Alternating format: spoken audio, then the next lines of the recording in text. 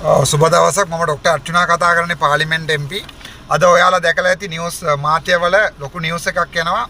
අර්චුනා රාමනාදන් සමග අපේ පාර්ලිමේන්තුවේ නියෝගය කරන්න කැබිනට් ඇමතිවරයා චන්ද්‍රසේකරත් එක්ක ගැටලුවක්. ඩොක්ටර් අර්චුනා රාමනාදන්ව එළිය විසක් කරා. එහෙම කියලා නිවුස් එකක් දැකලා ඇතිනේ. මෙන්න මේකයි සිද්ධිය. මම අද පළවෙනිම ඔයගොල්ලෝට දාන සිංහල වීඩියෝ එකක් වෙන්නදී මම මේක දාන්න.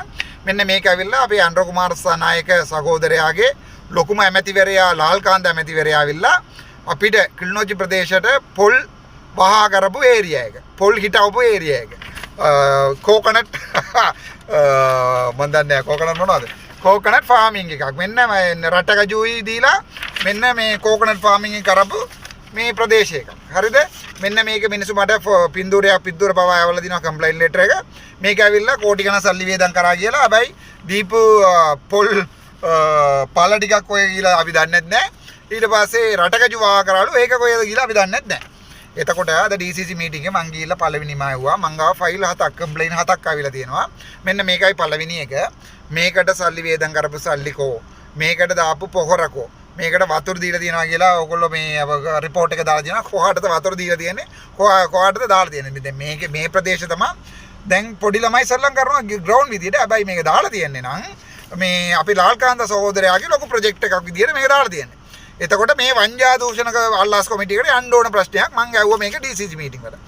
මේක අහන්න යනකොට මේකට අදාළ මේ මම හිතා ආණ්ඩුකාරතුමා මිස්ටර් මුරලිදරන් මේකට උත්තර දෙන්න බෑ කියලා මට ගෑ ගැව්වා. මේ එක්කෙනෙක් බොරුවට ලියලා තියලා කම්ප්ලයින් එක මේක අරකයි මේකයි කියලා මේක ඊළඟ මීටින් එකට උත්තර දෙන්න අරවා මේක. මම කිව්වා මට කිසි දෙයක් එපා. මේක මට උත්තර දෙන්න. මේක කොහෙද පොල් හිටවලා තියෙන්නේ?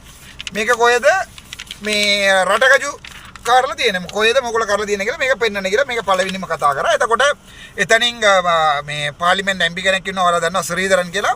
පොරගේ කට්ටිය එතන ලාස්ට් වෙලා ඉඳලා මට ගාන්න පටන් ගත්තා. ගෑ ගන්න පටන් ගත්තා. ඒ වීඩියෝ එකක් එළියට ආවිල්ලා කනවන්න බලන්න.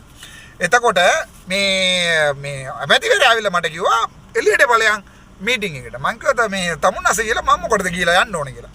එතකොට මගේ ෆයිල් ටික අරන් උසන්ඩ මේ ඒක ඇදගන්න දැන් කලින්නේ අපේ අන්ඩ්‍රෝ සහෝදරයා ෆයිලුත් එක්ක යන්නේ. එතකොට එහෙම ෆයිලුත් එක්ක අන්ඩ්‍රෝ සහෝදරයා යනකොට මම දැකලා නැහැ කවුරුත් විපක්ෂයේ ඉන්න හරි ආණ්ඩු පක්ෂයේ විපක්ෂල වෙලානේ හිටියේ. එයාට ඒක මතක් වෙලා. ආණ්ඩු පක්ෂයේ ඉන්න ඇමතිවරයා කවුරු ආවිල්ලා මේම ෆයිල් එක ඇදගෙන බිමට දාලා කේස් එක ඇදපු සීන් එක